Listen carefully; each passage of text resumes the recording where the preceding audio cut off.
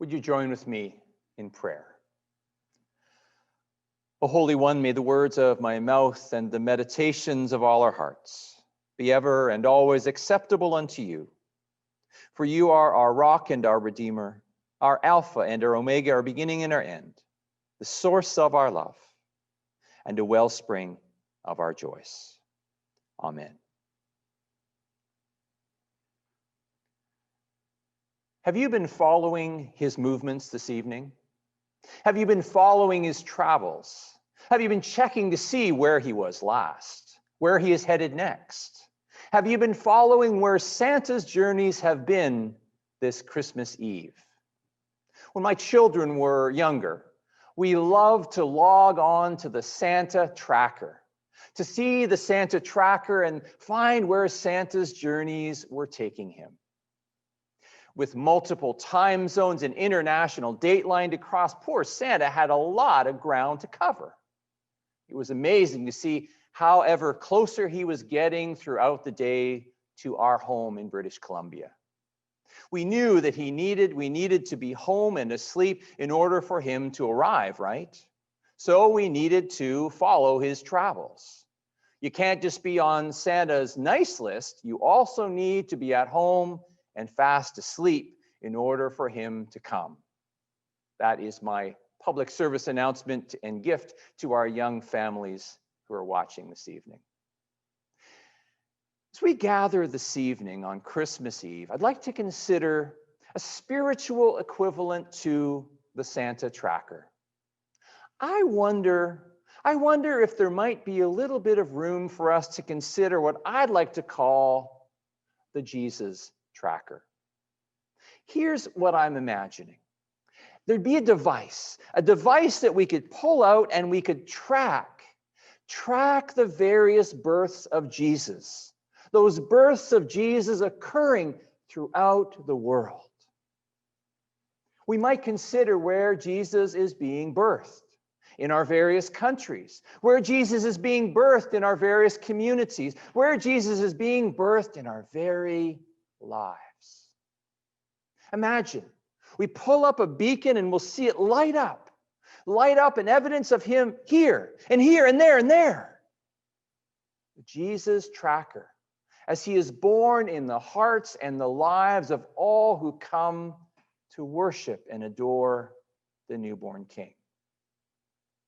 So, if you pulled out your Jesus tracker, where would you see Jesus being born?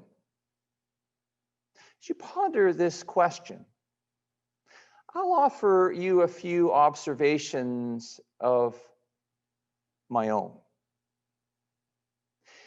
This year, our faith community offered the gift of Christmas as an outreach to 27 people through our White Gift Ministry campaign. It's quite amazing. We were able to assist people in the purchasing of Christmas gifts and Christmas food in order that they also might celebrate amidst what had been a very difficult year. Now, at the outset, as we were beginning to plan this back in the fall, we weren't really sure how to plan because everything is different this year. In this pandemic year, how do you forecast how many families we can take in? How many families could we truly support? I mean, we knew that this had also been a very difficult year for many of our families here at the church. And for us here as a church, things have been very, very challenging. And now that we've become an online church, things have been a real struggle. What kind of support could we truly muster this year? Yet, through the grace and the generosity of so many, we're able to continue this ministry amidst a very challenging year and touch the lives of 27 people. And Jesus was born. Another observation. Many of our brothers and sisters in our neighboring community of Whalley spend much of their life on the street. Northwood has a tradition of filling shoeboxes with essentials Shoe boxes for these men and women living much of their lives on the street. Shoebox Ministry lovingly fills these boxes with toiletries and reading materials, a few treats, this year face masks, all those items that most of us generally open our cupboard and take for granted. Similar to our pondering about White Gift Ministry, we wondered how this ministry of the shoebox might go. Would we be able to gather up many donations? How much support could we offer? Could we do a few boxes, a dozen, more? In the end, we gathered up enough donations for 90 shoe boxes to be lovingly filled and donated. And Jesus was born again. As powerful as it might be to see new life through the continuing of established traditions, we all know that birth is about the beginnings of new life. And this year we experienced the birth of a new food ministry partnership. In a new partnership with the United Way, Diversity, the City of Surrey, and the Farmers Market Cooperative, we have become the assembly and distribution point where food gathers. We reclaim the food, package it lovingly into hampers, and deliver it for families who find themselves in need. Each week, we are now packaging up 60 hampers with food that has been donated from grocers.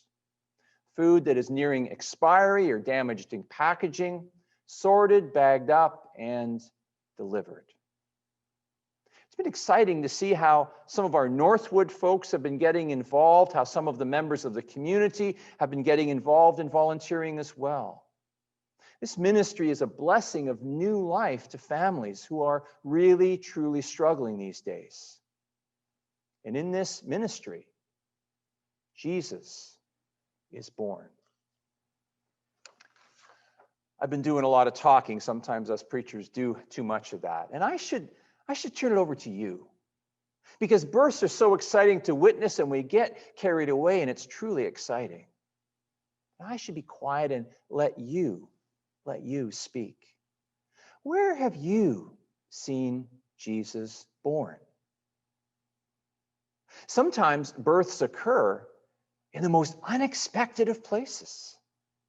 Sometimes they occur in times that we struggle, in times of pain, in times of uncertainty. But even there we find that there Jesus can be born as well. When was a birth ever simple, certain, or serene? Have you ever experienced Jesus' birth amid some of your struggles, amid some of your pains, amid some of your challenges? Where has Jesus been born for you this year? Or perhaps without even realizing it, you have helped Jesus' presence to be born through your kindness and compassion that you've shown unto others. Jesus has been born through you for others as well. Were you a midwife? Were you a midwife helping Jesus' life to be born unto others? Sometimes I find the palliative and hospice wards can be a place where compassionate care and unconditional love are truly birthed unlike any other. And Jesus continues to be born through all of our ponderings and thinking. Jesus continues to be born these days. Jesus' birth story, as we just heard earlier through our various readers, is one where God sought to bring a brand new way to birth. It's new. It's not a way of oppressive rule like the Romans did, but it's a rule of love. God's kingdom, God's kin, God's family, a rule of love. It was to be a birth for all of the people, not just the high and the powerful and the mighty. In fact, if you wanted to, you would need to witness the birth. You would need to go to the lowly ghetto of Bethlehem in order to experience the birthing of that love that God would bring. So, friends, I'm just going to encourage us, why don't we just, from this day on, especially at Christmas, pick up our Jesus trackers. Have our Jesus trackers on and see where Jesus is being birthed. You might be surprised.